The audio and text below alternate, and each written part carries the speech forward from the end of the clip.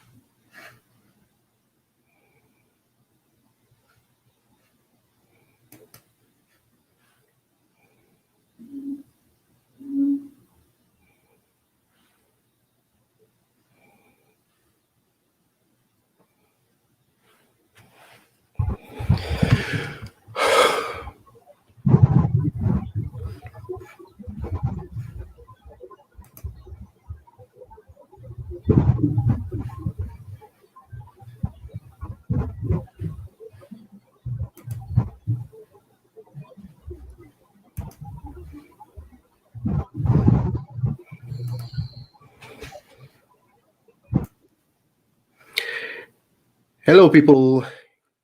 Welcome. Good evening. Welcome. My name is Shango, and welcome to the African Chronicles.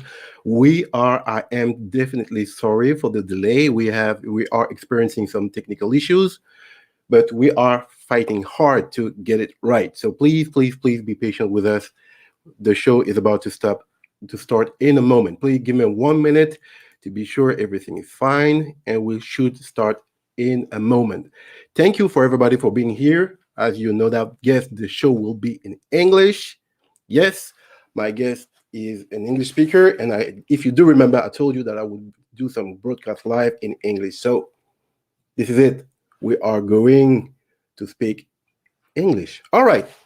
So today's topic is about repatriation. Yes. By the way, for those who don't know me, my name is Shango, and this is the African Chronicles. This channel promotes cultural and financial emancipation for Africans and the diaspora. And I know some of you are going to say, I'm not African, I'm American. If you're black, you're an African. Well, I'm Caribbean, you're still an African. Ah, I'm a Latino, I'm Afro-Latino, you're still an African. All right? So let's drop the semantic right here and let's start about it. Okay, repatriation. We are going to talk about this tonight. What is repatriation? Why? When does it start? What's the goal? What for? Are you agree? Do you agree? Yes, no. And we are going to talk about this, right? And for this, we have our guest. We have a special guest who created. But before we started, please, guys, in the chat, can you hear me? I need to make some test. Can you hear me, people? Sanjata, Foreigner, can you hear me, guys? Let's make a quick test. Guys, can you hear me? Obani Basong, hello. Can you hear me? Obami Basong, can you hear me? Because it seems I have some technical issues. We are experiencing technical issues right here. So I'd like to know for sure that everything is fine. Please let me know. Can you hear me? Yes. Sanjata, tell me you can hear me loud and clear, right? Okay. Foreigner, thank you, Foreigner, for the super sticker. I appreciate that. Can you hear me? Obami Basong, can you hear me? Guys, is the sound okay? You can hear me. All right. So it seems everybody can hear me. All right. All right. So like I was saying, we are going to talk about repatriation. What is repatriation? What's the goal? What for? Where did it start? And we are going to start right away. So no more delay because we are having some technical issues, so we are going to start right now. So please sit back and relax, and let's enjoy the show. And the show is starting right now.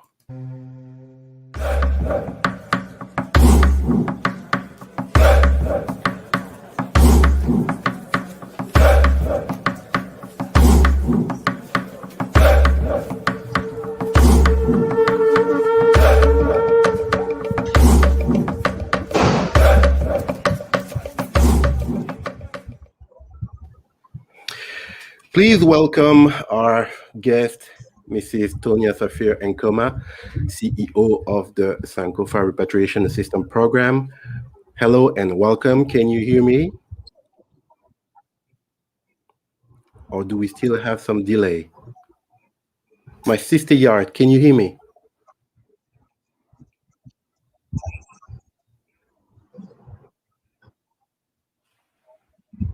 Yes, brother, I can hear you. Now I can. Um, yes, yes. I think there's some delay and it's breaking up. It could possibly just be my network here in Ghana, Okay. but we will try to manage. It keeps kicking me out, so if I disappear, I'm being kicked out and I have to come back in. All right. Okay. We are going to do our best. Sorry, guys, for this, but sometimes we have to work with what we have. The network sometimes can be very tricky, and very messy, but we are doing our best. So, my first question to you, my dear friend, first of all, how are you?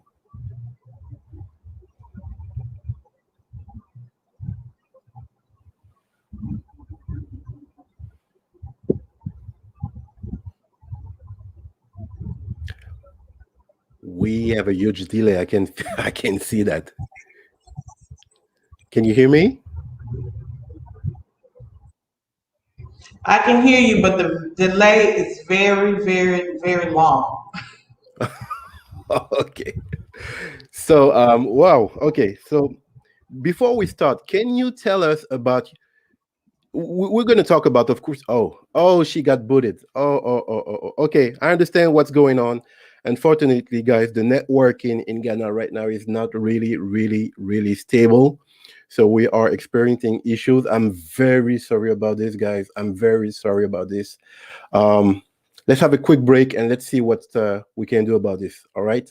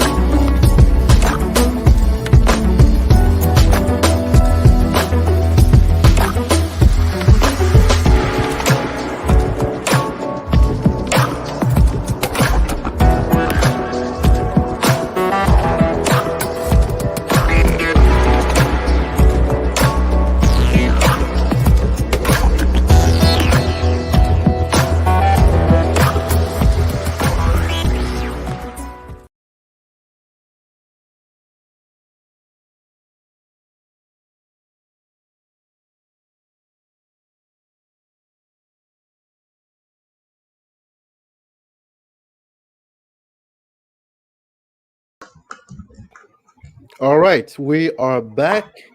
Another check, another test. Can you hear me now? Is it better, or do we still have some I hear delay? you. Okay, I hear you. I decided to move to a different part of the house to see if it will be better. okay, perfect. All right. So before we talk about your organization, what it is, what are you guys doing, what for, everything, can you tell us a little bit about you, your personal, professional background? Where were you born? What brought you to Africa? Can you tell us a bit about you? Yes, I'm from America. I'm African American, the descendant of kidnapped and enslaved Africans who were forcibly removed from the continent of Africa. And I've been into, my family has been in America for many generations, from the time of the transatlantic slave trade. I'm originally born and grew up in the state of Mississippi. Um, Grew up in the military, and then I went into the military myself for a brief period of time, about 3 years. Um, Went to law school after that, got my undergrad degree in political science and in general business, minor in general business, and then went immediately to law school. I graduated law school in 2000 and took and passed the Tennessee bar. I worked as a public defender in at the Shelby County Public Defender's Office. Hmm. Uh, then I went into private practice, had my own law firm for a few years, and then I moved to the U.S. Virgin Islands where I became an assistant attorney general, and I prosecuted major crimes, murders, robberies, and everything you could think of. So I've seen some of the worst in terms of human behavior against each other. And after I did that for about 7 years, I got a bit burnt out from it, Hmm. and I started actually traveling to Ghana. Ghana is the only African country I've actually been to. I haven't been to any others yet. And I met my current husband here. I mean, here in Ghana when I came in 2010. I met him through friends before I came. So I had Okay. friends who had been coming here. So Hmm. they met him before I did. Then through them I met him, and then I came here, and then he came to the United States in 2012. We got married, and I've been coming back and forth to Ghana ever since then. I actually lived here in 2013 for a while, from 2013 to 2015.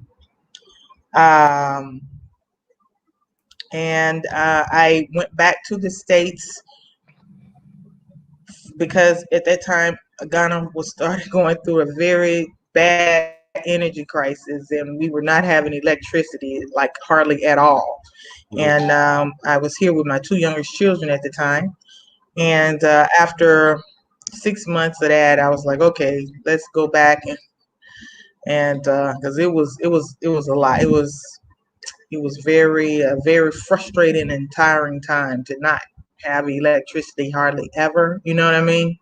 Of course, I understand. Um, and so yeah, and so then I've been coming back, for different things in between there because my husband and I, we have land and we have a poultry farm, and we've been doing pineapple for a while, but we've taken a break. We're giving the land a little bit of a break from that to recoup, and then we'll replant and do more pineapple. We have pineapple farm, so been doing some things with the help of my in-laws while we've been in the States. So still here, still actively doing things in Ghana, but kind of back and forth. So when this recent when the lockdown happened from the coronavirus, my husband and I were like, okay, it's getting real out here.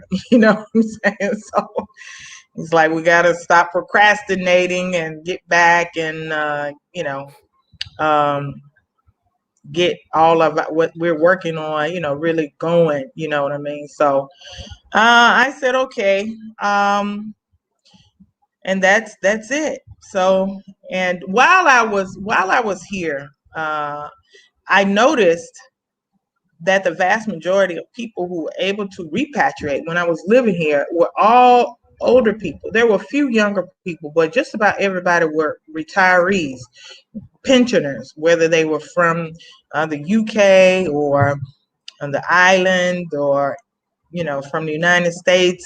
It was people who were, up in age and they had steady income coming in. And all the people that I saw that were in their 20s and 30s and 40s and 50s were really having a difficult time trying to make the transition because they didn't have, once you leave your job, you have to have something in place and But to be able before to stay here. You know what I before we mean? get into that, So sorry, I sorry started to cut. thinking about that because I I'm was like, that's not really. sorry to cut you, but before we get into these details, um, your professional background hmm is very interesting because you beat the stereotype and the cliche regarding black people living in the United States. We all heard about it, the ghetto, the gangs, the righteousness, and all that. You said early that you had your own practice. You were a lawyer.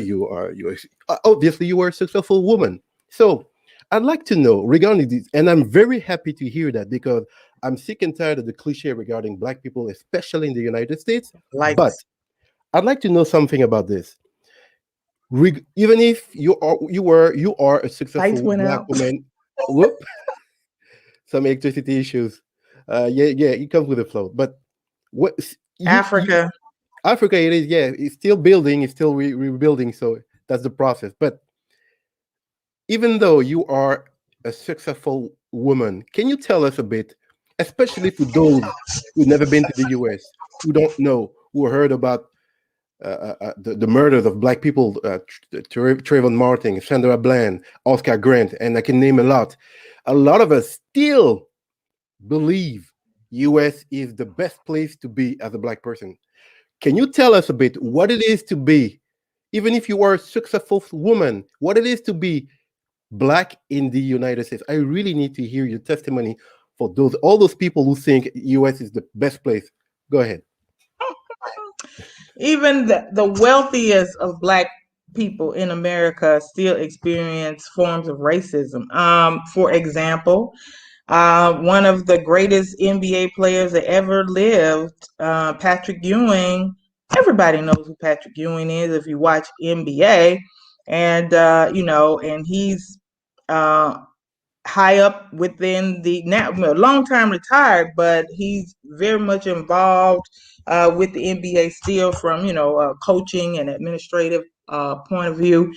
And he was just complaining that even in Madison Square Garden, where his jersey is hung up there and he played for years, and security still harasses him and searches him and do and he's Patrick Ewing. So that is basic. I don't need it, huh? It's okay. My son trying to help me with light. Goodbye. Thank you. Yeah. Um, so that just gives you an example of what I'm saying. It doesn't matter how successful you are. It doesn't matter how much money you have. It doesn't matter how high you climb up the social ladder. If you're fortunate enough to be one of those who can do it, you will still get the same treatment as any other person. So, and I mean, there are stories after stories of this type of thing happening. So you can, for an example, I lived in a suburban neighborhood and had a huge 3,000 square foot house on an acre of land with a pool. I lived in a very middle class neighborhood. And when my son turned 16, I gave him one of my cars, which was a convertible Mustang, to drive to school and things like that. And in the neighborhood where we lived, and I owned the house, my son got pulled over coming from school by a white police officer and just asked him, why was he there? Did he live there? Where did he get that car from? You know what I'm saying? And so it just doesn't matter. It doesn't matter. And then part of what really made me was really leave, because I wanted to go to Africa when I left in 2006. I wanted to go to Africa, but I really hadn't decided how I was going to make that happen. That's how I ended up in the Caribbean. But the disparity in treatment that African American people get in the criminal justice system, and I saw that up close and personal, and it was just too much for my psyche. You know what I mean? And Mhm. to see how uh, you could get two white, a white boy and a white black young man, same age, same crime, same background, same everything, and they would get two different sentences, and it has nothing. It's just solely based on race. They don't have a problem with destroying the lives of young black people. They don't have a problem, but they will give white boys chance after chance. They give them probation. They will do everything, just to give them, but the blacks don't get the same opportunity, and it's all across the country. It's everywhere in the United States. If you uh, do a little bit of research, you can find out the disparity in sentencing, the disparity in everything across the country. Even where there are very, very few black people. If you go to some states where there are very few black people, you will find that the overwhelming majority of cases are against black people. You know what I mean? Where Yeah. and they're very few. So it's just it was just so much. So I said, you know what, I need to go somewhere where it's majority black people and black people are in control. And that's how I ended up going to the US Virgin Islands. Um, I just packed up. I didn't know anybody there. I just packed up and told my parents to watch the kids for me. I'm going to go over here and see if I can find me some work. And I just flew over to the to St. John. I mean St. Thomas and St. Croix. I went to both and asked for an appointment with the Attorney General and with the Chief of the Public Defender's Office. And they both granted me an audience and heard me and accepted my resume. And it was the Attorney General's office when I got back to the States that called me back in like 2 weeks and asked me, that they wanted to offer me the job and will I accept it? And I said, yeah. So I went back, took the kids and went back and I stayed there and I did that until I resigned in 2013 and went to Ghana.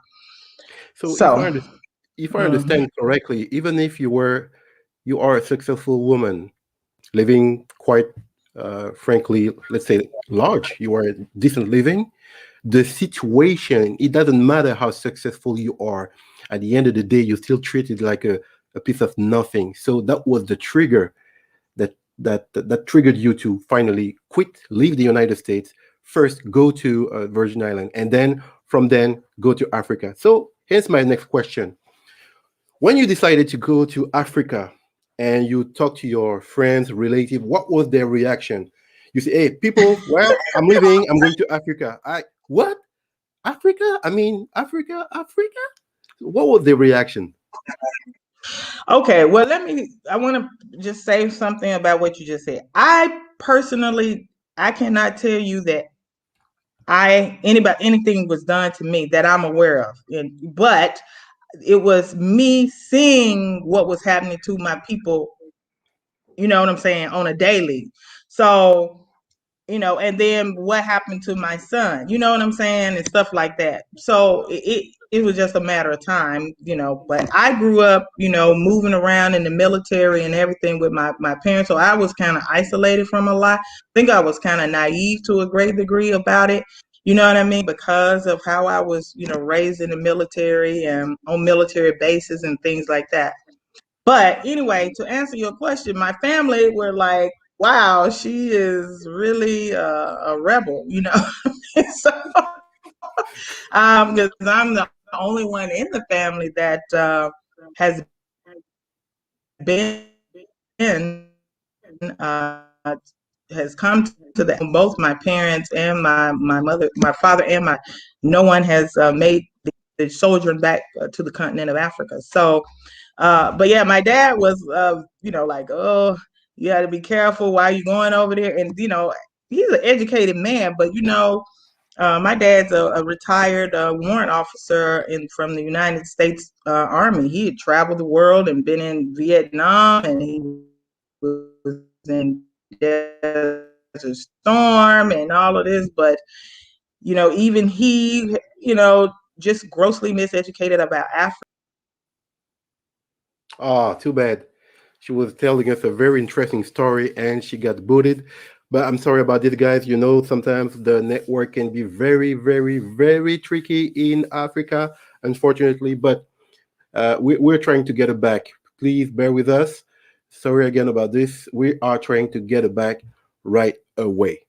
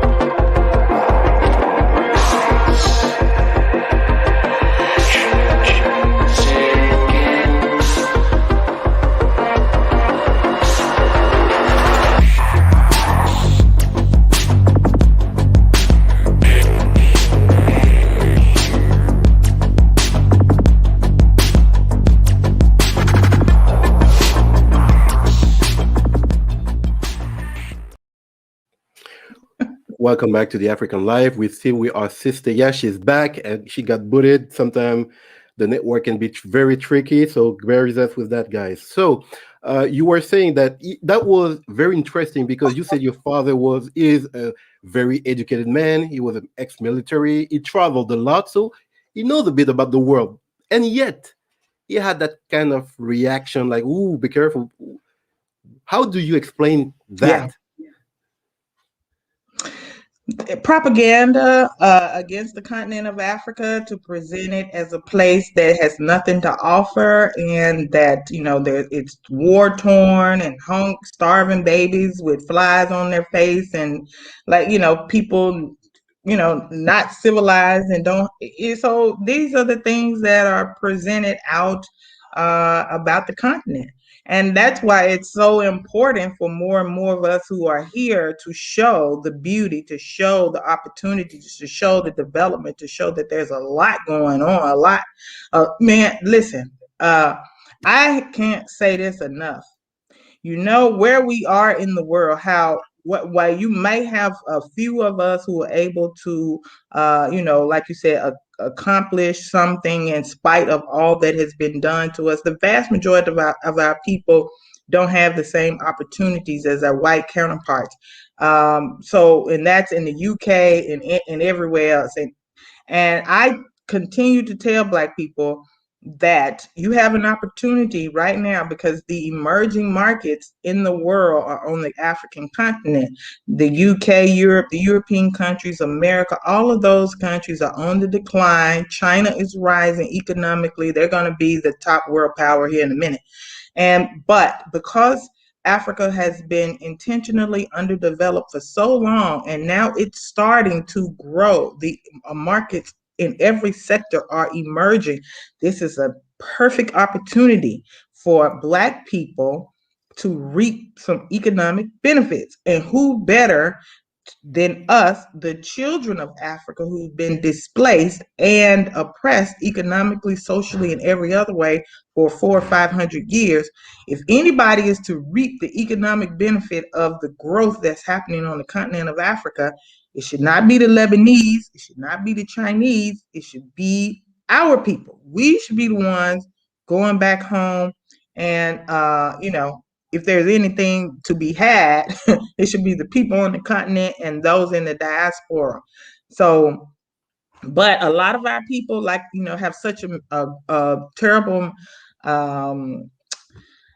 perception about the continent until they're going to miss out. But guess who's not going to miss out? All those other races of people that I just named off, because they see opportunity. They are packing up from where they are and they're coming over here, and they are doing very well.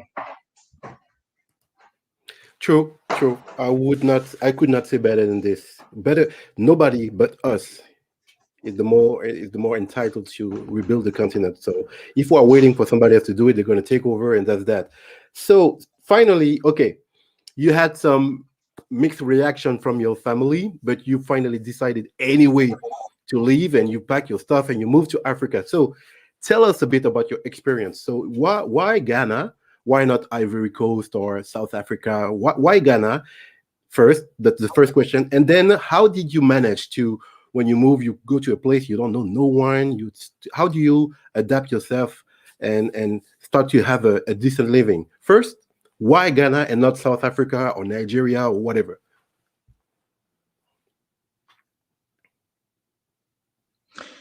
Well, first of all, I'm married to a Ghanaian.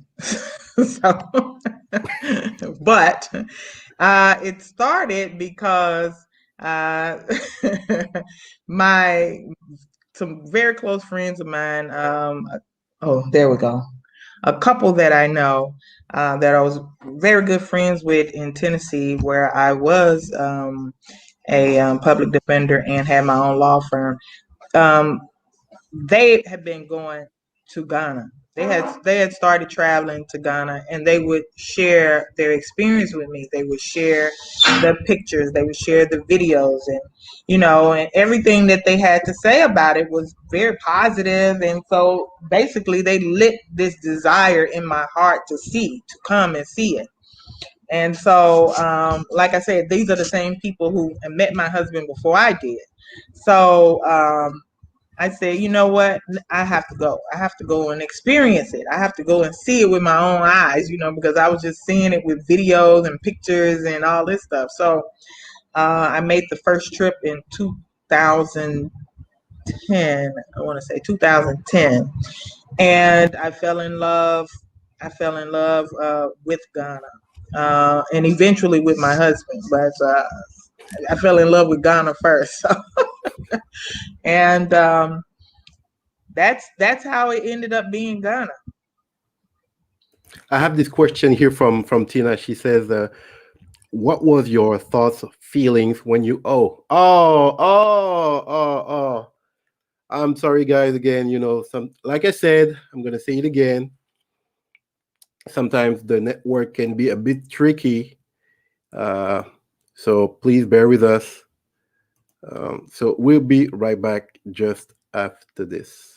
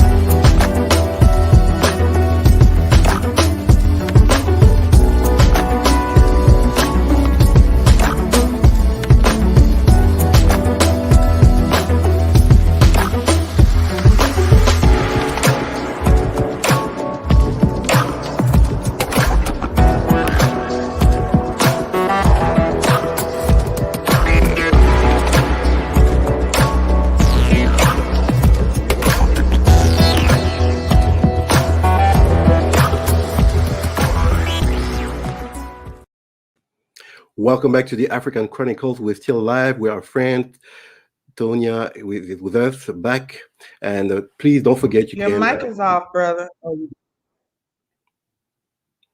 All right. So if you can support the channel by using the African Chronicle boutique, I'm going to ask the moderators to send the link.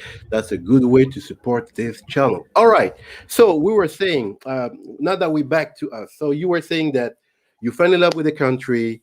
You really, of course, you've met a wonderful man that you decided to marry, and then there it is. Ghana is yours. Now, could you explain us how did you manage to adapt yourself to this new country, new way of life? How did you do it? How did you manage? That would be a nice idea to help those who may want to move to Africa to use your personal experience. How did you manage to adapt yourself to this new country?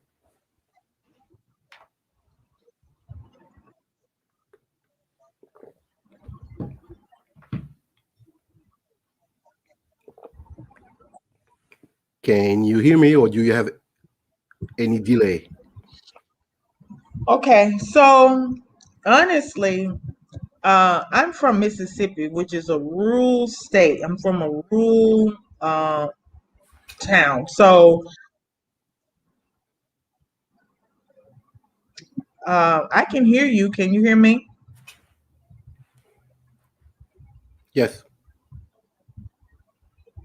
Can you hear me? Yep. Delay. There's a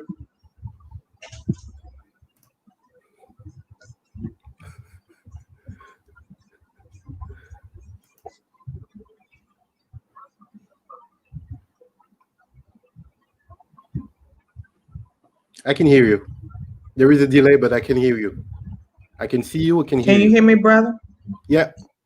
Yes. Okay. Okay. All right. Okay. There's Ah, we are very unlucky, guys.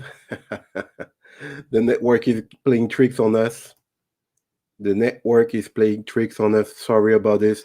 We'll be right back.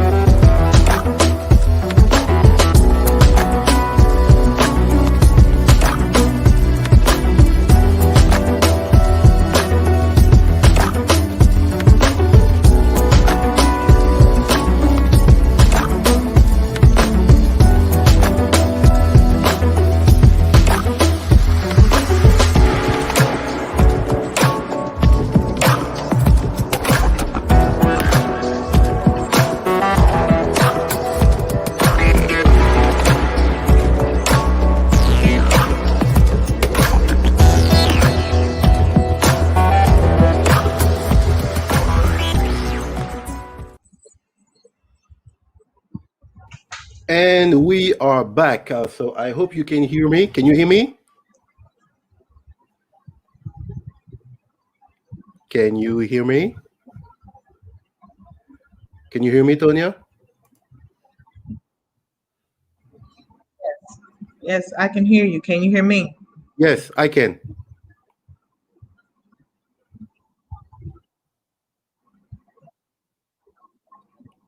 Yes.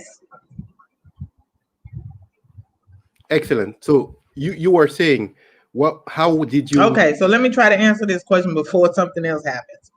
So because I had that growing up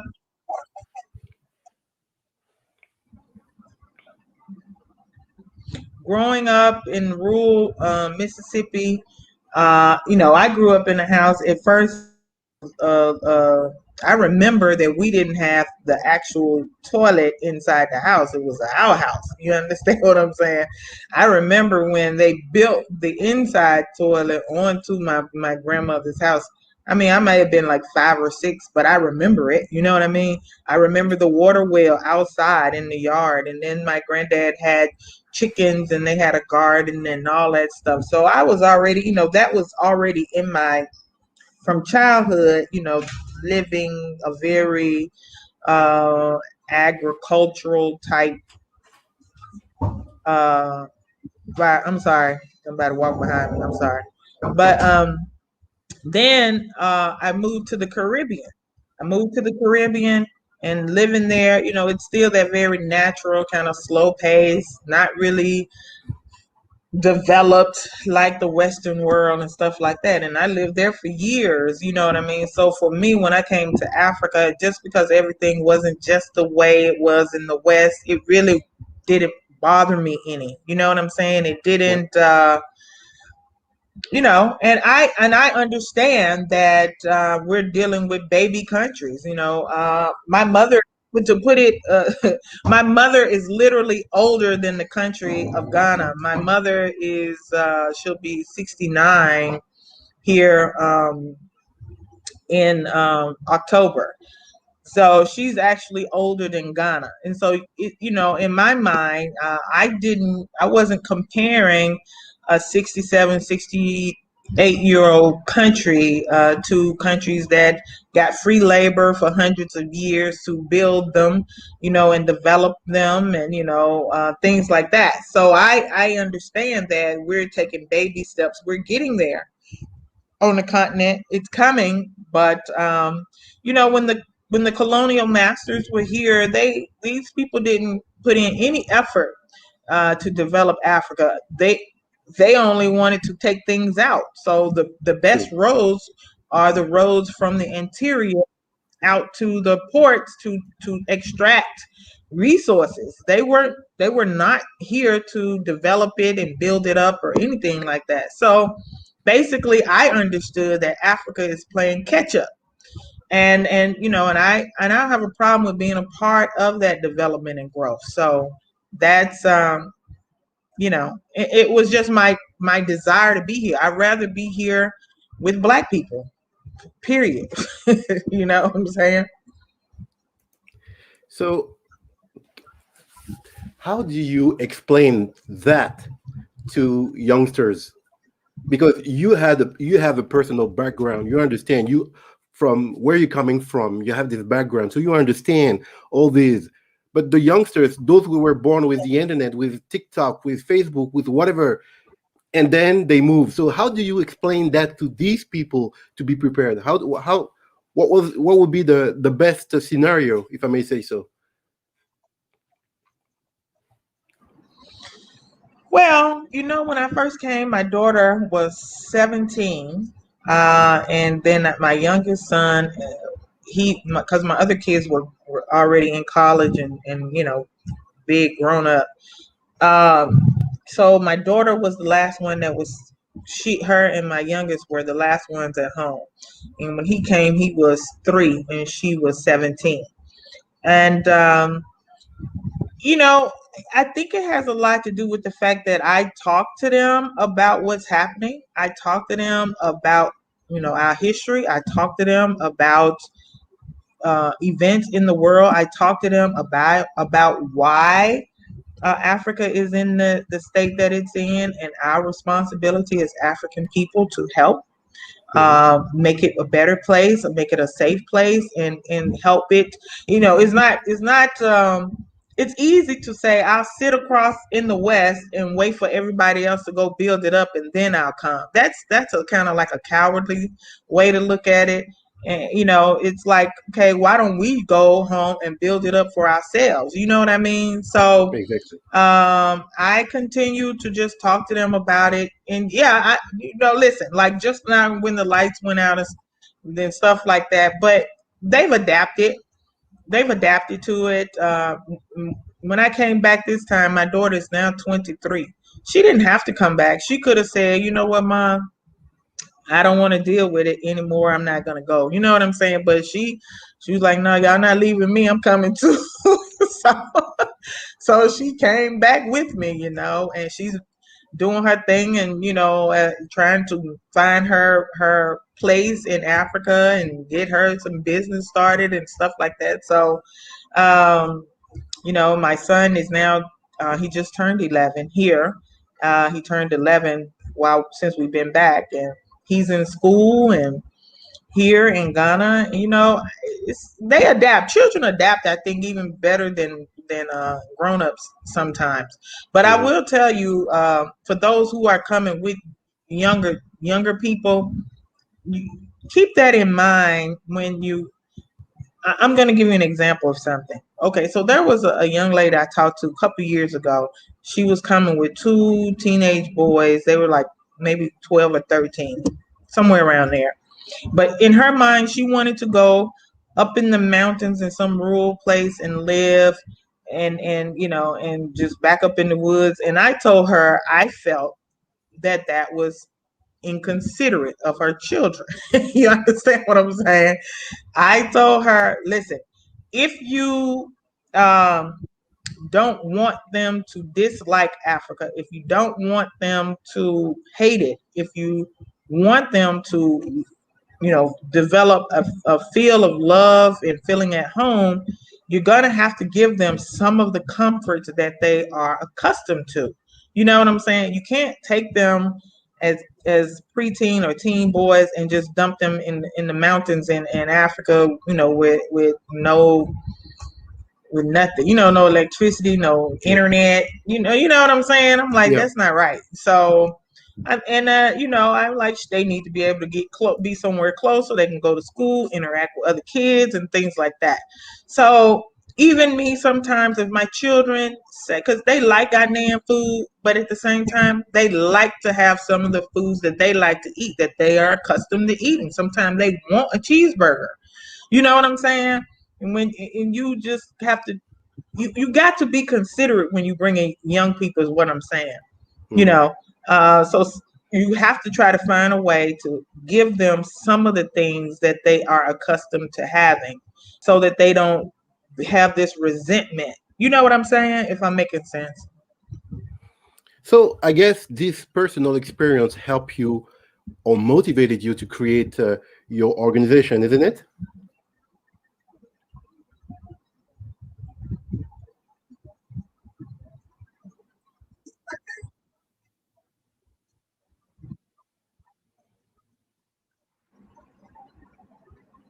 I'm sorry. Uh, Can you repeat it? sure, It sure, was sure, breaking sure. up.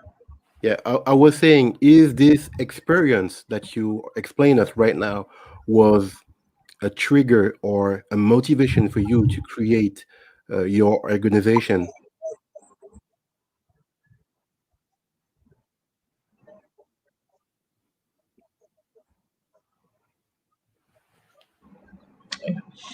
Well, it was a combination of things. It was one, seeing that the vast majority of people on the ground over here who were successful in repatriation were retirees. And I just thought that was just not fair, because we shouldn't have to work in a system for 30, 40 years, just to be able to come back home. We didn't ask to be taken away in the first place. You understand? So, and I didn't see anybody creating anything to help our people come home. And all the people who I know who were not retiree pensioners who were trying to come back were struggling. They were having a very difficult time to come and stay. So people would come, they would run out of money, and they would have to go back to UK and work, or go back to America to work. They would have to go. They would just, and then they try to raise some more money to come back again. You know what I mean? And it just was like, and it was happening to almost everybody. You know what I mean? So who had not reached retiree age. The people who were younger, who had some resources from somewhere, whether a family member died, left some life insurance, or maybe they got injured and they got a big check, settlement. Those people were able to stay. But the vast majority of people who wanted to leave and come back Mhm. home just were not in a position to do so. Our people are stuck to what I call just wage slave jobs, meaning you work, you get your paycheck, and then the paycheck goes back out almost as soon as you get it, to bills and to sustaining yourself. Nobody is, the vast majority of our people are not in a position to save enough from their checks to get to a point where they can live. So people were struggling. And I just felt like it's not right. It's not right. It's not fair. We didn't ask to be taken away. And now that people want to come home, they can't even go home. They're basically, you know, um, still victims, being victimized. You know what I'm saying? Yep. By the fact that they want to leave and they can't. they want to go back to Africa and they can't. So that's what made me create the program. So when you when you start creating this program, was it complicated? Was it difficult? Did you get any help from the government? What was the reaction of the government? What was the reaction of the people, the native of Ghana? How can you explain that to us? Am I breaking up? Well, let me just say this: no, there's no assistance. I decided that the people will have to support themselves in this movement. Well, the government's not going to give us any money, okay? Not even the African governments are going to give us any money. This is purely just like the UNIAACL. It's going to have to be something that the people want and the people see the value in it and the people support it. Now, keep in mind, we're only a year old. So we're still really in our fundraising phase. We're trying to get our people to see the value in what the program wants to offer. You know what I'm saying? So people will support it and we can do a lot more for people on the ground, not just in Ghana. We want to provide assistance to people in the Gambia, in if you want to go to Sierra Leone or Senegal, or we want ultimately what I would like to see is the program to grow so large that no matter which of the 54 countries you choose, then we have some resources there to provide the assistance that you need to get you on the feet. It's basically what it is it's a business incubator. It's a social welfare program, but it's a business incubator because we're not trying to bring you over here and just, pay you a free ride to come home and chill out. The goal is that you're going to come over here and you're going to start a business and you're going to become independent to support yourself. And then once you have a business up and running and you're supporting yourself, we expect you to help somebody else. You understand what I'm saying? We expect you then to, I don't care if it's your cousin, whoever, we expect you to pay it forward. Let's focus on that for a second, because that's to me the one of the precious key that we need. You said that you are a business incubator. That's really interesting. Can you go a little bit into the further details regarding that? How do you organize yourself? What service do you propose regarding the business incubator? Can you tell us a bit more about this?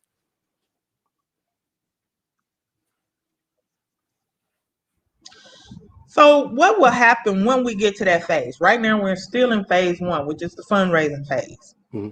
Okay.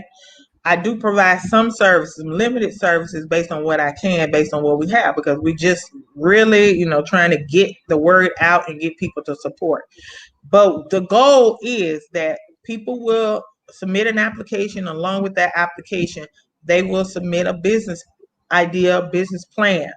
And then we will have professional people here who will review those, help them develop a working business plan if they need help. And then we will select people and say, okay, come over. We're going to provide housing. We're going to provide a stipend, and we're going to provide seed capital to start this business and all the support that you need to get this business up and running and to get it successful. We're going to literally hold their hand until that business is off and going. Okay. And then once those people are gone and gone through the system and they've, working and got their thing going, then we do the same thing for another group of people. And we just keep cycling them through like that, providing. So if you don't have to worry about how you're going to eat, and you don't have to worry about where you're going to sleep, and you don't have to worry about, anything financial, and then you have the startup capital and you have the support team in terms of marketing and everything, in place to help you get a business going. All you have to do is focus on that business. There's no reason why you won't be able to succeed, because given the environment here, like I said, the emerging markets and the opportunities that are here, you will be successful, because there is no reason for you not to be, because the goal for us is to make sure that you are. You know what I'm saying? Make sure that when you hit the ground, you have everything you need to be successful in whatever that vision is, that business is. We don't pick businesses for people because I tell people, ask me all the time, what business, what business? Listen, we need everything here. Like we literally need everything. Everything you can think of, we need it. You understand? So because Africa has been grossly undeveloped. So just about every sector that you can think of is an opportunity. You understand? So, and that is it. That's how the program is to work. That we're gonna just literally hold your hand until you're up and running, and then we're gonna go get another group of people and do the exact same thing. So you are telling me there is no excuses. Why not moving to Africa right now? There is no excuse because there is an organization. Let me say it again. There is an organization called the Sankofa Repatriation Assistance Program, helping you to build a business. They literally hold your hand, so there is no more excuse not to come to Africa. Right? Am I that right? And when we reach our financial goal, keep in mind, because a lot of people will hit me up and talking about what can I do for them right now. Listen, we need the support of the people. This is what I've been telling people. If we could get 1 million brothers and sisters in the diaspora to commit to $1 a month, we could literally help a minimum of 100 families every 6 months to leave and get over here and provide support to them. You know, we can put staff in place. We can have everything. I have a professor right now that's willing to teach the business portion for free. We have a lot of people willing to contribute to this idea. But, you know, we do need resources. There's a lot that we need on the ground. We need a staff. I can't run around and help 100 people by myself. You see what I'm saying? So we need a staff. We need to acquire facilities so that when people come, they don't have to worry about where they're going to stay. So we can build one from the ground up, or we can buy like a hotel building. You know what I'm saying? Mm-hmm. So that when people come, we pick them up from the airport, we put them there, and then we go out and we find a location for the building, for the business, and get it going, get them with the right marketing people, get everything that they need. That's the goal, is to literally take people off of their slave wage jobs in the West and set them up in business on the continent of Africa. That's the idea. I have a comment for you. Unfortunately, and it helps us in terms of those who want to come, but it also helps the countries on the continent of Africa, because when we create these businesses, guess who? They're going to be hiring local people. It's going to be creating a tax revenue base for the government. So it helps all of us all around. And then there will be less need for our people to run and look for work from these Lebanese and Chinese people who mistreat them and abuse them and everything. If the diasporans are coming home and creating businesses, you see, it's just a win-win situation for all of our people. I have this comment for you from Obame Bassong. Unfortunately, it's in French, but let me tell you what she says. She said she really liked the English-speaking mentality, very positive, very visionary, and you are literally embracing the philosophy of Marcus Garvey, this man. And yes, this is a very good transition, yes, because I would like to point at something. The repatriation is nothing new. Nothing new, because this man, Marcus Garvey, talked about it decades ago. My parents were even born. So, and he talks about it. So people, I really encourage you to read this book, Philosophy and Opinion of Marcus Garvey. He talks about it. You will find the link in the description box below, or I'm going to ask the moderator to send you the links wherever you live, in the United States, Canada, or Europe. Please, please, please read this book from Marcus Garvey. Very, very powerful. But that's not it. I got something else for you people. In terms of empowering the Black community, I really advise you to buy and read this book, Blueprint for Black Power, from Amos and Wilson.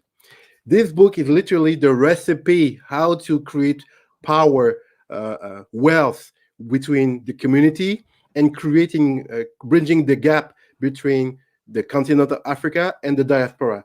I, I encourage you, I urge you to read this book, Blueprint for Black Power by Amos and Wilson. You will find the link in the description box below. Very interesting topic. So let's continue. So what if I want to, what could I do to help? What should I do? Where should I go? What do I have to do? Tell me.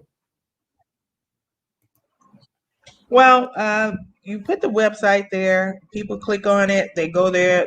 They can become a donor for as little. Like I said, we're literally, what we want is mass adoption. We want. My idea is that if each of us give a little, then it's not burdensome on any small group of people. All of us can come up with $1. You know what I'm saying? Or the equivalent of $1 a month. We just need 1 million. That's it. If we could, I could start with, even if I had 500,000 people. You know what I mean? I could just, I would reduce the number of families that I'm helping, but I could literally do it. You know, so what I'm saying is, if each of us give a little bit, then we can get things moving for ourselves. We don't. It's really giving ourselves reparations. You understand what I'm saying? True, That's the way I look at it, because, you know, just keep going and asking these other people to give us what they owe. Who knows if they ever will? I don't know if they ever will, and I'm not ready to sit around and wait to see if they ever will. What I'm saying is, we can help ourselves. And I'm so glad that the sister brought up Marcus Garvey, because I consider myself a Garveyite. I believe what the Honorable Marcus Mosiah Garvey said. And we as the black race, we need to go home. We need to go home, and we need to build up our homeland, and we need to defend it, because these people are not done with Africa by any means. And those of us who've been living in the West with them, unfortunately, I have to say this, a lot of our brothers and sisters on the continent don't really understand white people the same way that we do, right? So it's imperative that we go home. You understand what I'm saying? Because we know what to do. We know how to deal with them. You understand what I'm saying? We know what they're about. But a lot of our brothers and sisters on the continent, they don't. We have to go home. We have to get our citizenship so that we can run for public office. We have to have babies over here that will be citizens, that will be properly educated. You know, just like the Jews have this motto, they say never again. We have to get that same mindset and say never again. And we have to go home, and we have to integrate back into the culture, into the society. We have to provide information and education to our brothers and sisters about what we're dealing with. And then we need to have babies on the continent who will be citizens, who will grow up, who will become presidents of these countries, so we can deal with these people. You understand what I'm saying? Because we got to stop pussyfooting around. These people are not playing with us, but we shucking and jiving. So let's go back to if I want to donate, so I go to your website, I donate, let's say $1 a month. So it makes $12 a year, which is not a heavy burden. Can you walk us through, when I give this money, what this money is used for? Let me have a quick drink too. I'm getting thirsty.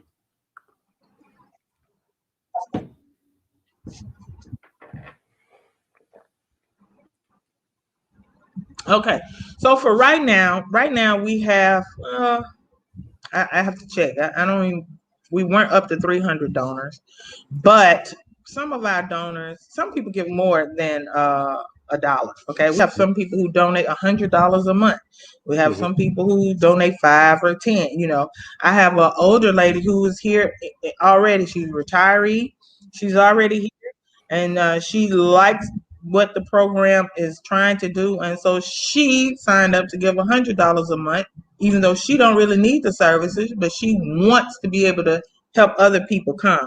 So what happens Right now, I'll tell you what I. Whoop. Oh, too bad. She was about to tell us a very important information, but you know what time it is. This is Africa. Sometimes we have some technical issues. Please stand by. We'll be right back after this.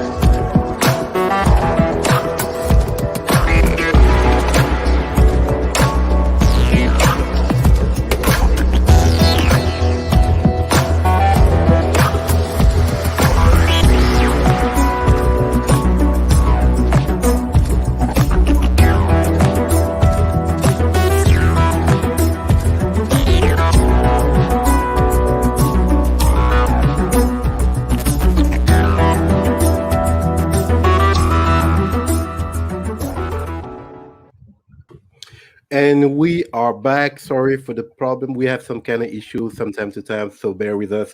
But we're back live to the African Chronicles. We are guest Sister Yar from the SRAP.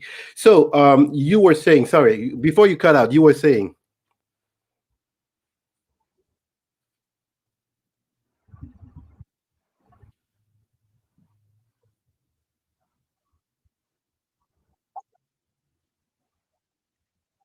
Okay. So what I was saying was right now there's some limited services I can provide based on what we have. So I help people get through the residency process here because when you come to Ghana, you have 60 days on a visa to stay in the country. So a lot of people don't know what to do. They don't know the process. So I assist them with that. I don't charge anything. I use the resources that we have coming in to pay for my transport, to do all those things to help people get through the residency process so that they are here legally, right? Um, I have for example, I had a brother that had a medical emergency. He had COVID. He was in the hospital. He was literally dying, and I had to move. His girlfriend called me at the time. She's his wife now, but at the time she's his fiance. She called me. She doesn't know anything about Ghana, especially the medical services. So they called me. I had to jump up, get to where he was, get him out of that facility that was not doing him very well, not treating him well, and get him somewhere where he could get proper medical treatment. We have somebody who called and their relative died over here and they were still in the United States. He came over here and got malaria and died. So they needed somebody to assist with handling his, getting his body and getting his funeral. So I do whatever I can do right now. We are also registering in Gambia, and we have a sister who is one of our board members that is currently in the Gambia, so that we can provide some of the same services, receive people, help them find either temporary or long-term housing. I work with an agent, so if you come here and you're looking for housing, I got somebody trustworthy to help you find the housing. You see what I'm saying, within your budget. Just whatever I can do. I've helped over 30 families acquire land here. So just whatever I can do to assist people who are coming who don't know anything and they need to feel like, okay, I have somebody I can go to. I have somebody that's not digging in my pockets just to give me information or help me. because I don't charge. The reason why I don't charge people to help them when they call me and they're, for anything here is because the Sankofa Repatriation Assistance Program allows me to be there and provide services for people so that they don't have to worry about coming up with money. Now, goal is ultimately, once we begin to select people for repatriation assistance, that we will have housing. One of the things I want to really, really do is get a building that can house people when they come so they don't have to worry about rent. You understand? And we give people a period of time to get on their feet, you know what I mean? And then give them a stipend for their food and their utilities and whatever, so that they can just focus 100% on the business. So that's the goal. The goal is, and then like I said, and the startup capital for the business. We want to cap it off at 45,000, but $45,000 in West Africa is a whole lot of money. You know what I'm saying? When you convert it over to local currency, you can get something really, really nice going, that is sustainable for yourself and your family before you have to shift a transition from the free housing into getting your own place. So those are the things that I wanted. I'm doing the smaller things now that I can do based on what we have, but I really want to do really big things, you know what I'm saying? And I want to do them not just in Ghana, because a lot of our people have a desire to go to other countries. So we want to be able to provide services wherever people want to go. We don't, Ghana is only so big. Everybody can't fit in Ghana. So, you know what I'm saying? So, but yeah, those are the types of things that your money will be going to support.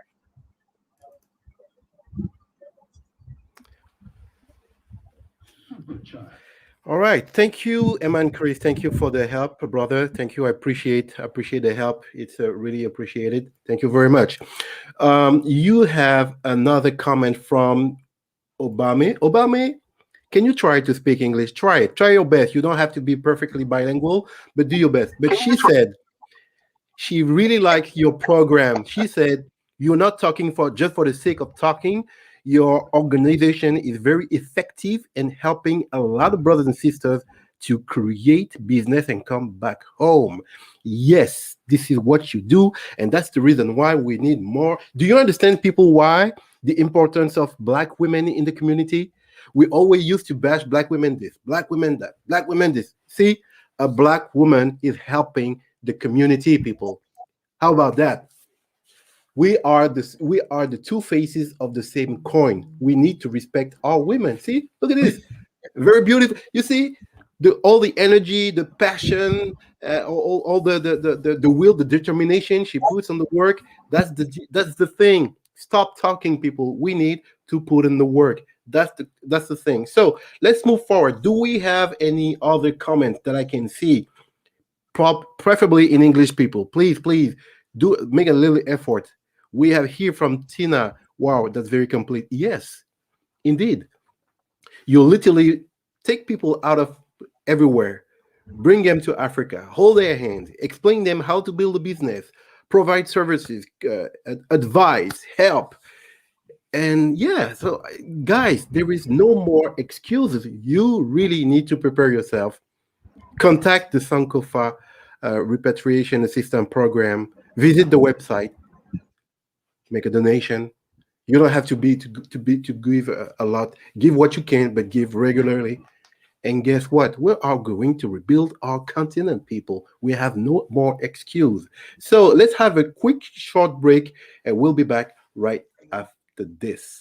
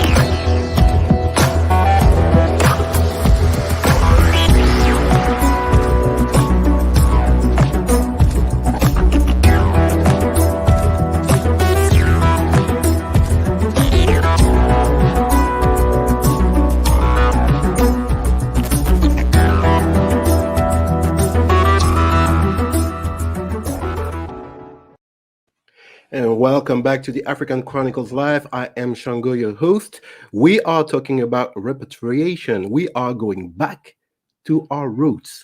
Remember the song from Odyssey? The youngster you don't remember, right? Zipping on my boots, going back to my roots.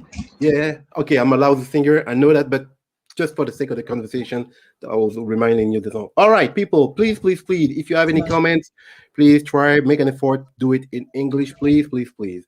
All right, Chris, I can see you. I see your question, but this question is for another live show. If you remember, we had the Dr. Amzad Bukhari Yabara. We talk about Pan-Africanism, and he already answered that question to the previous show. So I encourage you to watch it again, the show about Pan-Africanism with the Dr.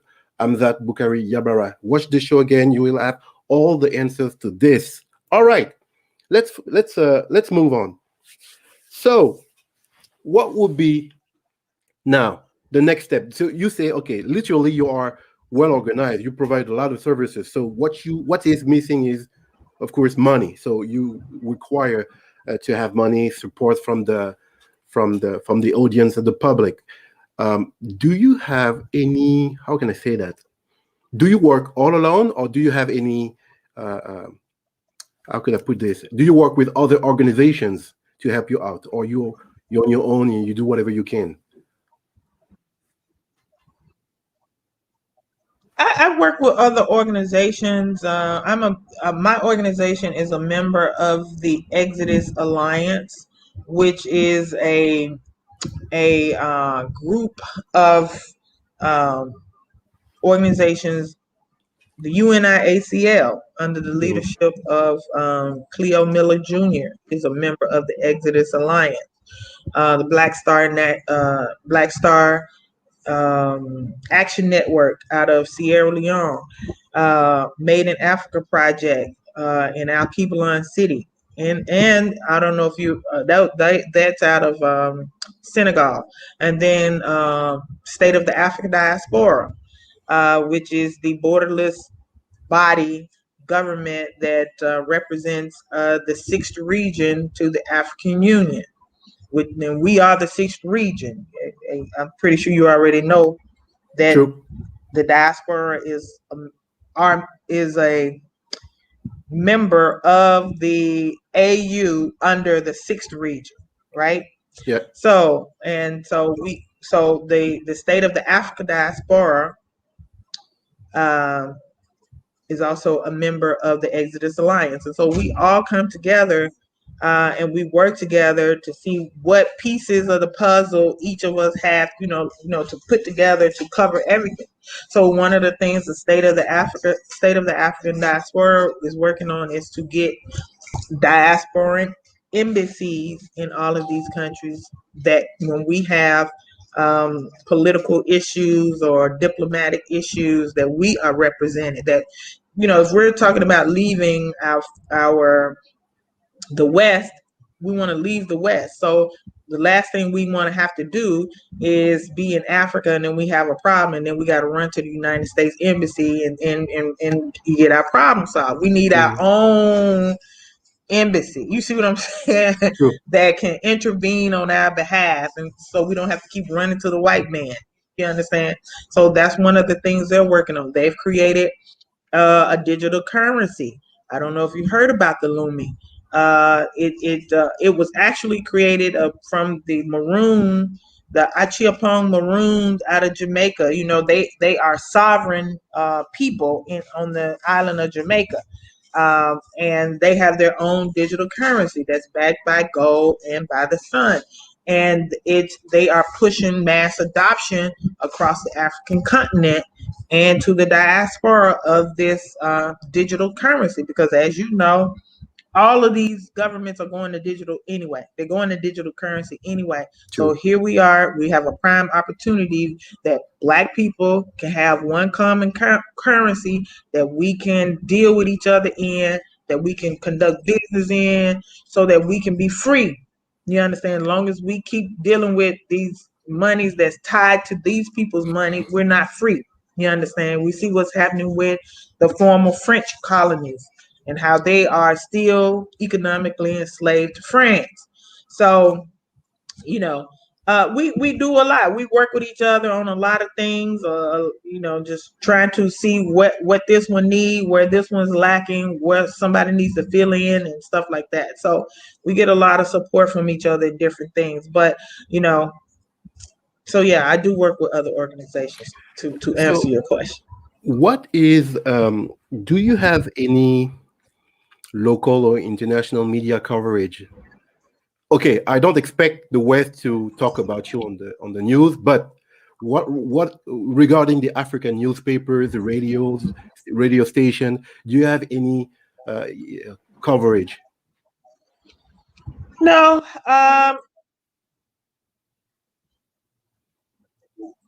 no, not from any, no, no, other than the people like you and others who have a media presence, people who have thousands of people here and there that watch them regularly and things like that. That's how we've been getting our coverage, but, and getting our message out to the people. But no, in terms of a national newspaper or no, no. Now That's I was contacted by a brother out of UK, and they want to present as Sankofa Repatriation Assistance Program to the government of the UK as the vehicle that they want repatriation assistance given to, so that because we have a framework work in place. So what they're saying is this organization is the framework we need. We need support, and y'all need to support it so that this sister can start getting people home. You know what I'm saying? So, but and they plan to approach the government in the UK. He told me sometime in August. So they asked me to put together some information for them. So, but we'll see. You know what I mean? At the end of the day, I personally just believe that we, the people, have to do it for ourselves. Marcus Garvey was able to get millions of brothers and sisters to to to fund the UNIACL, the Black Star Line, and he didn't have the internet.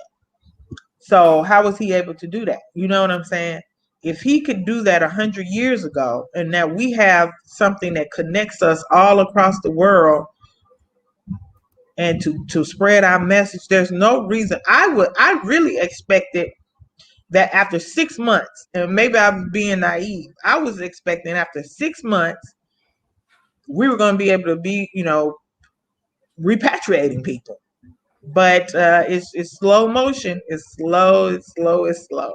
but It's much don't slower you than I anticipated. But we're gonna keep pushing. but don't you see there is some kind of contradiction somewhere because we all do remember 2019, the year of return in Ghana. We had a lot of publicity about it. Guys, come back to Ghana. Let's rebuild the country. But how come people like you are not do not have much media coverage because you're doing basically the work on the field? I don't understand because you are useful, very useful, and I don't understand why you don't have much media coverage. Why not interested in in your work? I'm a bit surprised.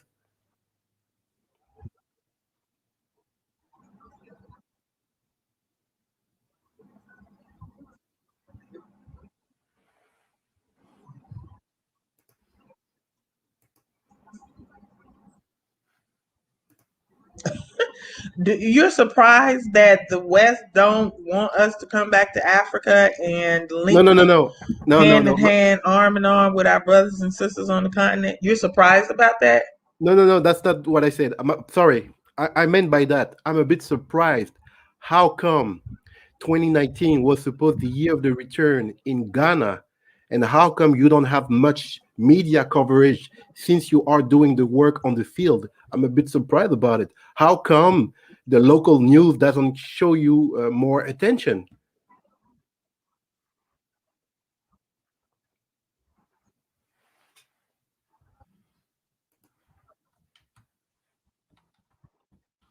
Well, I haven't seeked media attention because honestly, I'm not doing it for media attention. You understand what I'm saying? In fact, I just want to get the work done. And what I really would love to happen, because I'm not going to lie to you, it's a lot. It's a lot. People contact me all day from beginning early in the morning, and then there's a time difference. So a lot of people don't even consider the fact, that I'm in the bed sleeping, and they're calling and they have questions and they want help and they want to talk and they want advice, and then like tomorrow morning, I got to get up. I got to go meet some people at immigration. It's not like I be thinking about media or running to media to get coverage. I don't, because I'm constantly doing, and plus you have to also keep in mind, I have a 10-year-old son that's in school that I have, to do that with. So honestly, I'm not somebody that's running to the media saying, oh, look at what I'm doing. Put it on TV. I don't do that. You understand? I want us to get to a point where I can get some people on the ground to help facilitate a lot of what needs to be done so that I can kind of, just step back a little bit, because it's really a lot. It's a lot. It's a lot because there's a lot of people, and right now it's just one me. You understand me? And it gets overwhelming. But until the people begin to support it, how can I bring some staff on to say, okay, I need you to go to immigration. I need you to go to the Office of Diaspora Affairs. Oh, sorry guys. Sorry guys. Please hold it. We'll be right back. We have some technical issues, but we will be right back. Just be patient. Bear with us. Sometimes we have suffering from technical issues, but we are going back. Be patient. We'll be back right back.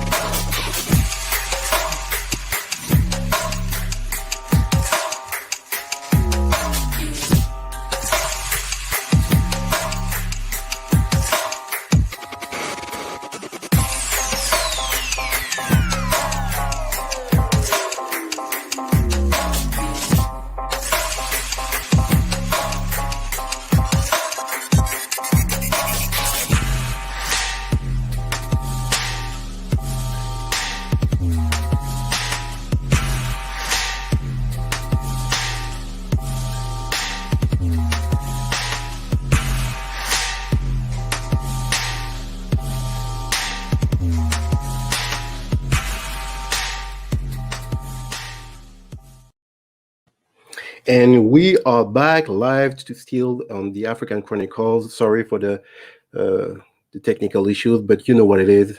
All right, so I have another question for you, sister. Okay, you're doing a lot of work. You put on the work.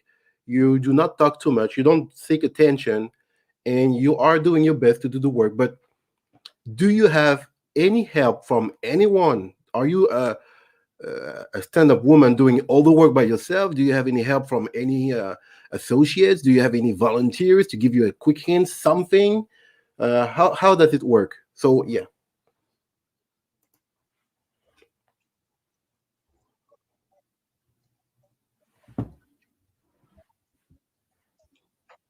I do have some people. I have a board, but they're all in the United States. I don't have any board members that are here in Ghana. And then I also have some volunteers that help me with like media stuff. And what we had planned to do was we wanted to do like a before COVID. The plan was that we would go from state to state, country to country, and have events and showcase and talk about it and let people know and put on cultural events and talk about the Sankofa Repatriation Assistance Program to bring awareness. So I had a whole team of people working with me, videographers, people ready to travel, to do a documentary on it. But when COVID hit and a lot happened to people emotionally and financially and stuff like that, and people got distracted with their own lives. So but I still do have some people to help me with some things. Yeah. And I still have my board, and all of those people. Yeah. You can see them all on the website when you go over there. They're around, but physically right now, I'm the one that's on the ground. I see. And since we have those great issues with the COVID and all that, do you plan to? I know it's going to ask you a lot of work and logistic, but do you plan to make any digital events? Do you think it's possible, or too much requirement, too much work, or how do you see it? Yes, we've had some digital events, and no, no, we've had digital events, and we will do more. We have a YouTube channel, and that's really how I put out a lot of information about what's going on and what I'm doing is on the Sankofa Repatriation Assistance Program YouTube channel, so people can follow over there. And then also we have a Facebook page, Sankofa Repatriation Assistance Program Facebook page. We have an Instagram page, and we have people who manage all of those things. So Okay, I would like to show I something. have, right now, I started the Sankofa. It's called SRAP Building Bridges, which is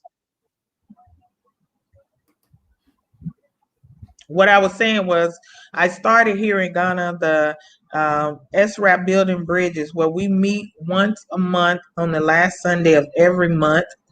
Um, and with local Ghanaians and any other people from the diaspora, we get together and we watch film and we have discussion and we share about our cultural experience and history and things like that. Because I found one of the most important things that we have to do is we have to let continental Africans know our story. They don't know our story, honestly. People assume that they do, but they don't. They've been grossly miseducated. So the reason why I have that program is so that we can come together and we can talk to each other and knock down a lot of the stereotypes about who we are and what and even in our mind about who they are. You see, we have to have a relationship. We have to know that this is something that happened to all of us and that we are the same people. So that's why I started that program. We started that at the beginning of the year. I offer free language classes to people who support. So I have a tutor that teaches Tree, and we also offered Wolof to our donors. So they don't have to pay for that because these are important things. These are important aspects of being African. You know what I'm saying? Speaking an indigenous African language and all of that. So we're doing a lot. Well, I'm managing. We got some things going on. I would like to share this testimony that you sent me to the audience. Uh, let's play it.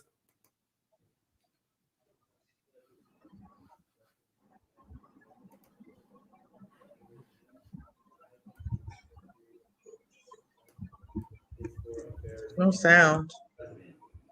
These are diasporan who responded to the homecoming initiatives in 2019. Please find below their entry dates and copies of their passports attached. We got like about 30 some people on here. Yeah, and your name is at the top. So that's Sankofa Repat in action. That's legit. Sankofa Repat is legit. Mm-hmm. You see? And did I charge you anything? Not a single peso. Not a single. And peso is like a penny in Ghanaian money. That's a coin. Yes. So we got the letter that we've been waiting for from the Office of Diaspora Affairs, and we're going to make arrangements so I can take everybody on that list at some point in the next coming days to the Office of Immigration, so you can get your residency permit. And we don't charge a dime. Some people may charge, but sister y'all, as long as y'all support Sankofa Repat, this is the type of work that I'm trying to do. I want our people to be able to come over here and have somebody to help them and not have to worry about somebody digging in their pocket. You understand? Sankofa Repatriation Assistance Project Program Mm-hmm. is the real deal. Support it. Support your own. All right. All right. See, people, this is the one of the testimony that we had from people who seek for assistance. As you see, it works. So what you got to do is very simple. Go to the sankofa.com to the link, donate, help with whatever you can, however you can, just help. See, it's working. All we need to do is put on the work. Put on the work. We keep talking. It's important to talk, but you need to put on the work. If we don't do it, it won't work. So this is the testimony that I really wanted to share. And there is something else. That's all that I would like to share with you guys. Give me a minute. I really want you to pay attention to this and tell me what do you think. Let's watch it. Okay, I've been listening in this corner right here, and I've heard a whole lot of negative things from the white people here. When you are trying to explain yourself, the white people don't want to hear you explain yourself. They drown you out. They start already trying to drown you out and talk over you. There's a certain amount of white arrogance here, and they don't want to listen to what black people are saying. They don't understand because they don't want to understand. I've heard a woman here say, go back to Africa. Somebody said, we have a black holiday. What does that mean? So what does that mean? He did not say that. He said, if we have a choice, what some of us can go and some of us can stay. But there's no understanding in here. People are just trying to talk. To those arrogant persons, you know, when you tell us go back, please remember where you came from. And when you want to relegate somebody to a specific place, just remember what your origin is in this world. Please, I'm not trying to be disrespectful, but I want you to understand that you, wherever you are on the earth, you're not a native anywhere. You came there and took it from the native people who are there. So please don't talk about going back, because if others talk to you about that, where would you go? For those who don't know, that was Mr. Louis Farrakhan from the Nation of Islam. I do remember this show back in the day in the United States, probably during the 90s. That was the Donagoo TV show, for those who don't know. But you see, every time they keep telling you, go back to Africa, go back to Africa. And you know what? We are literally doing it. We are going back to Africa, rebuild it, and be strong, wealthy, and happy. The pursuit of happiness is not the United States. It's Africa, my dear friends. I would like to have one of your a reaction from this. What do you think? Right. Absolutely. Absolutely. Okay, what would be now the next step, the future? How do you see the future of repatriation? Do you think it's going to work? Do you think it's about to fail? Of course not. But how do you see the future of repatriation? The problem, in my opinion, is the lack of knowledge, the lack of information. So most of us are misinformed. I'm quite sure a lot of us don't know this type of organization exists. So how do you see the future and for this type of organization? Brother, I'm very optimistic, and I can tell you a lot of people are coming. They're coming. They're coming, and they're not just coming to Ghana. They're going to Sierra Leone to get citizenship. They're in Gambia. I mean, we're coming home. They're in Tanzania. Our people are coming home. So I think there's an awakening happening amongst our people, that we've been grossly miseducated and lied to about our motherland, and people are realizing, and people are just sick and tired of the abuse that we, after 400 years, we are still receiving.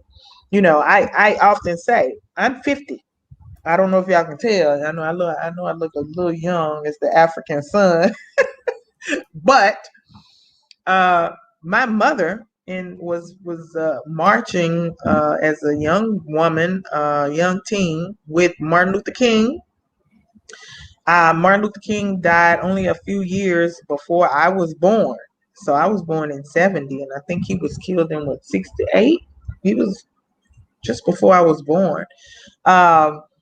And we're still, as I'm talking to you now in 2021, in the 21st century, our people are still dealing with the exact same racism and white supremacy that we've been dealing with, and here I am now, a grandmother.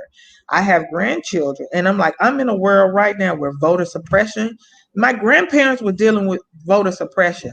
And now my grandchildren are in the world where we're still dealing with voter suppression. We're being charged, we're being discriminated against in housing. We're being discriminated against in every area of human activity, as Neely Fuller Jr. would say. In all areas of human activity, we're being discriminated against. And I'm like, I don't want to live my life. Did you hear what Stevie Wonder said? Yeah. Do you want he didn't want his grandchildren to keep dealing with the same thing that he was dealing with. And that's how I felt. I said that before Stevie Wonder. I'm like, my grandkids are dealing and living in a world dealing with the same crap that my grandparents were dealing with. At some point, our people have to say enough is enough. We don't have to take this. And this has been my message since the beginning. We don't have to take it because there is somewhere that we can go. We can go home. We can choose to go home. Exactly. And I have a reaction to this. We have a reaction.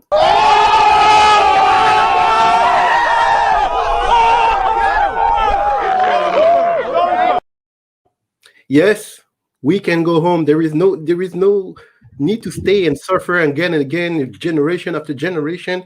We can go home, prepare our return, build our continent, and live happy and free.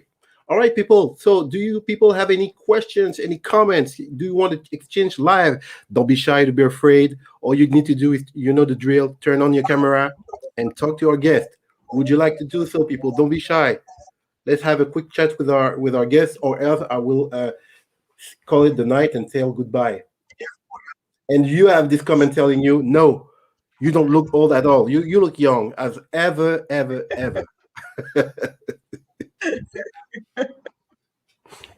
Well, thank you, sister. Thank you. I appreciate that. But I'm an old woman. I'm 50.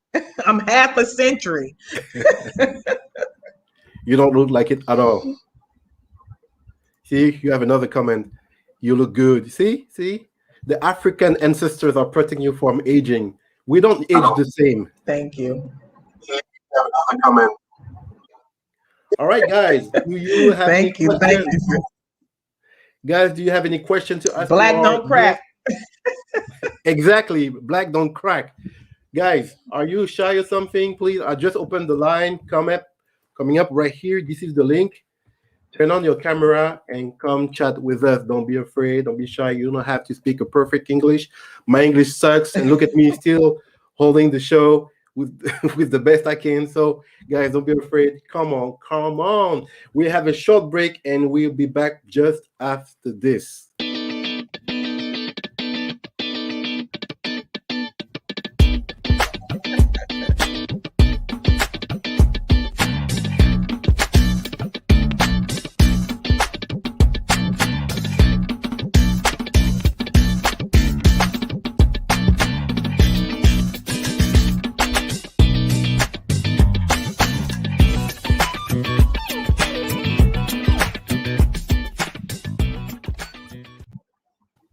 And we are back to the African Chronicles Live. We are with our guest, Sister Ya from the SRAP. So, guys, don't let me hang in right here. Please come in and share your thoughts, share your whatever you have to share with your guest. Don't be shy, don't be hesitate. Turn on your camera and come and talk to us. I saw a couple of people who speak a very good English, but I don't see you guys anymore. So you left, huh? That's too bad. Oman, Obame, come on, Basong, Obame Basong. I want to know what is the process to become Ghanaian citizen from there. Why don't you turn on your camera and ask the question yourself? Don't be shy. Maybe we did such a good job covering everything that all of their questions got answered.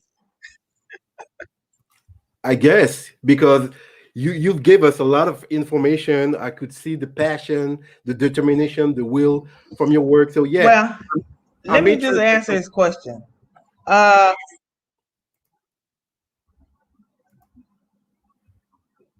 Okay, let's try to answer this question since Obama is quite shy. it's freezing. Oh, can you see me? Yeah, Okay. it froze up for a minute. Okay. So right now, okay. So the process to get citizenship is not much different than the process in the UK or in the United States. You have to be here as a legal resident for a certain number of years, then you can apply for the citizenship. However, this current president and the last president, by executive order, gave citizenship to diasporans, to a number of diasporans. Okay, that was an executive order. But my understanding in my last meeting with the director for diasporan affairs is that they are working on passing some legislation that can make that kind of expedite that process for those from the diaspora. But we are yet to see it. So when I see it and I know something, when it passed, or if I see the actual proposal that's been given to Parliament to vote on, then I will let you know. I'm actually trying to get a copy of it so I can see what's in it. And if I get it, I will share it. But right now, it's just you get residency, and getting residency is not a very difficult thing to do actually. Mm-hmm. But you do have to know at least two Ghanaians who will go to immigration with you and sign as your guarantor, basically saying you're a good person of good character, Mm-hmm. and that they know you and stuff like that. But it's very inexpensive to get residency here. It's the equivalent of about $25, and you get. I mean, it's an easy process. They don't make it complicated. Okay. Recently they added this letter from the Office of Diaspora and Affairs as a requirement, and so on behalf of that brother was reading the list on behalf of all the people on that list. I went to the Office of Diaspora and Affairs and got that letter that they need so that they can get their residency. Um, so I just help walk people through the whole process. I mean, it's not very complicated actually. All right. Well, thank you for this precious information, Obame. I I've guess. assisted people registering their businesses here, so I just kind of help with. All right. Welcome, Tina. Thanks for being here. Thank you. And thanks a lot for all the information. I couldn't stay in the chat because it's just too good. And I'm like, we have a big sister, a mother with us. So I have to come. And I have two questions actually. The first one is that since you're dealing with repatriation, and I missed the beginning, but my guess is that you've been doing it for a while and that you're a very active woman, you're really in the fight. So have you noticed any change? Like, have you noticed that more and more people were willing to repatriate and doing the move to repatriate? I'm not seeing her. Are you seeing her? Yes, I do. I'm not seeing or hearing her. Oh, Tina, she cannot see you nor hear you. Oh, can you hear me? I can't. I Okay. can't see you, but she. Oh, that's weird. Yeah, maybe there is a delay. Maybe you have to translate. Not to repeat it. Yeah, I believe it's my Wi-Fi. I think my net. If she can hear you, you can summarize. You know what? I'm gonna try to log in from my cell phone and use my data from my cell phone instead of a Wi-Fi. Let me see. Okay. Okay, no problem. Try that. Hold it, and we'll be back. Hold it, Tina. Yes.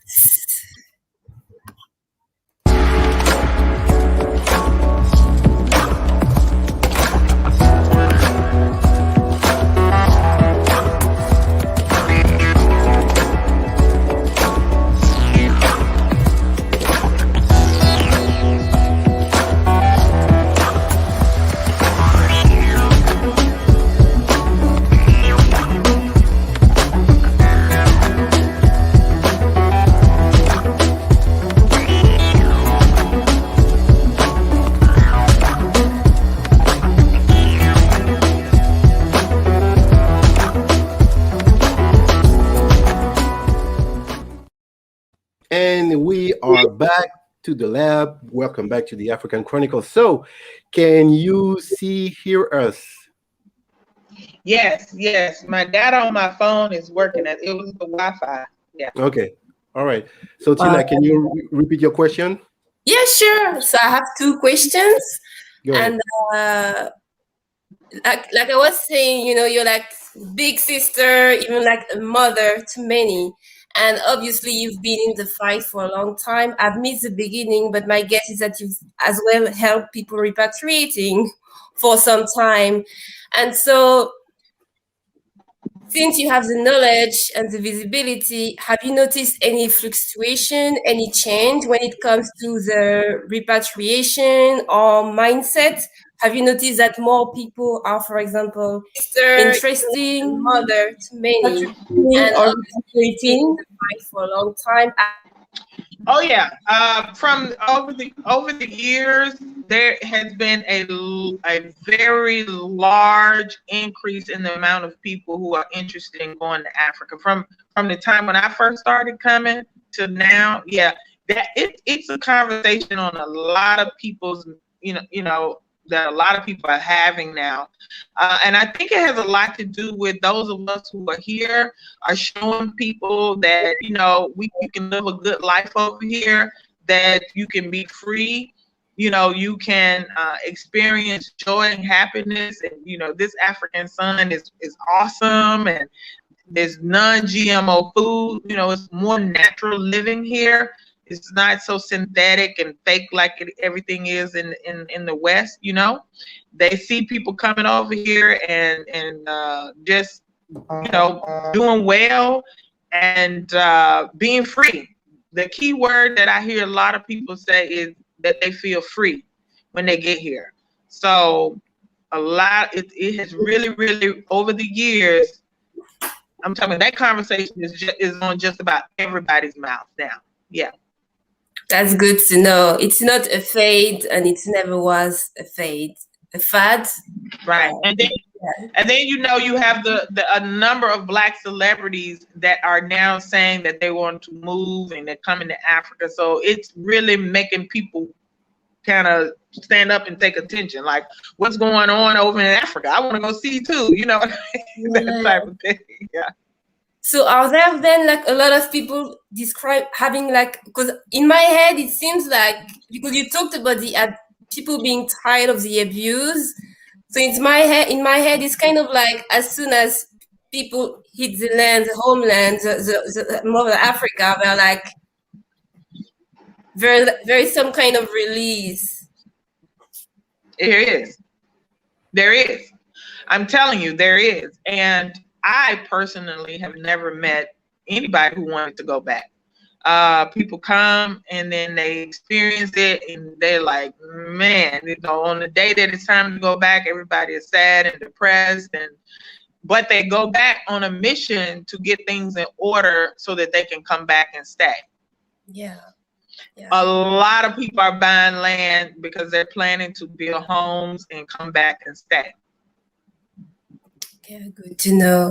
And my other question is, it's still regarding repatriation. Africa, it's huge. It's huge. And without saying that without talking of preferences, but do you think that there are like some areas, some countries where it will be easier to repatriate or maybe faster to repatriate eventually? And if so, which places would that be? It depends. Like for French speaking people, it will probably be easier to go to a French speaking country. Like it would be more difficult for me to go to a French speaking African country. You know what I mean? Because I don't speak French at all. So, but I don't know, of any one that's easier than the next. Because I know people that are in a lot of different African countries, and they all seem to be adjusting very well where they are. I know people in Tanzania, I know people in South Africa, I know people in Rwanda, I know people in Gambia, I know people in Sierra Leone, I know people in Senegal. I know people that are going to a lot of different countries, and they seem to be acclimating and adjusting very well wherever they go. Nobody's really getting, I know people in Burkina Faso, you know what I mean? They're just going all over. Okay, thank you. I don't know what the immigration and repatriation process is for all 54 countries.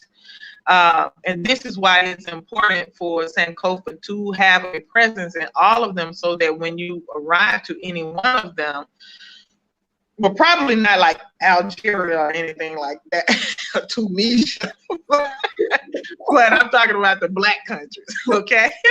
So that whenever our people arrive, there will be somebody on the ground to get them through that process.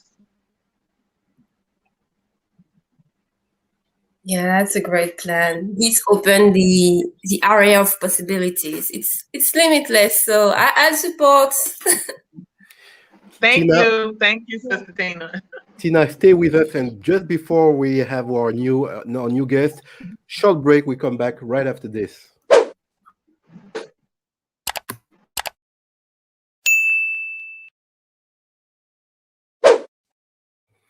Yes, people, don't forget to like this video and to share it and subscribe, or everybody's going to think that you're a hater, and you're not a hater, aren't you? So subscribe to this channel and make it grow. Make the SRAP very famous. We need to talk about it. And let me remind you to read this book from Marcus Garvey, Philosophy and Opinion of Marcus Garvey. It's a must read. You must have this book in your library. You will find the link in the description below. And another one, a very huge, a powerful book. I urge you to read it. Blueprint for Black Power from Amos L. Wilson, a very powerful book. You will find the link in the description below. Let's welcome my dear friend, Cozy. How are you, brother? Your mic, unmute yourself. Hello, everybody. Hello, Gina. Hello, Shango. Hello, Sister Ya. Greetings, brother. I do have a question for Sister Ya. Sister Ya, I like you. I love you. I like the job you're doing. And I follow you on your Facebook and YouTube, everything. I do have a question, and I want you to destroy that rumor of propaganda, because now what we're hearing is African Americans who go to Ghana, now they're being privileged by the government, and it's making Ghanaian citizens mad. So there's a war going on in Ghana right now. Are you serious? Somebody said that? Yes. Propaganda. I'm hearing that. I'm like, no, that's not true. So we do have you down to just destroy that BS. It's complete nonsense. It's not true. Nothing like that is happening. This is my first time ever hearing anything about that. It's just not true. Okay, that's good. That's good to know. No, because people are saying just weird things, discourage our people to go back to the motherland. Just kind of propaganda. it's gonna end up in a bad way. Don't do that. Don't do this. I'm glad that you're saying it's not going on. There is no beef between diasporans and Ghanaians. It's not true. All right, that's the only question I had. All right. That's it. Yeah, I just wanted to know that. Yeah. All right. Well, thank you for your contribution, my dear friend. Tina, do you have any other questions or people with the assistance in the chat? The chat is very shy. I don't get it. I don't understand. Tina, go ahead. I had my two questions. To be honest, I had to come because it was too good, to just stay in the chat. Yeah. Well, thank you, sister. Thank you for coming in. You too, brother Nkosi.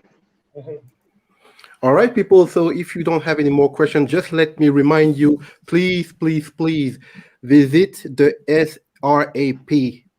You have the link scrolling on the screen. Visit this website and make a donation, whatever you can, because this is very important. By doing a donation, you're contributing by rebuilding the continent of Africa. You're rebuilding your continent. You are rebuilding your community. You are freeing yourself from the plantation. So please visit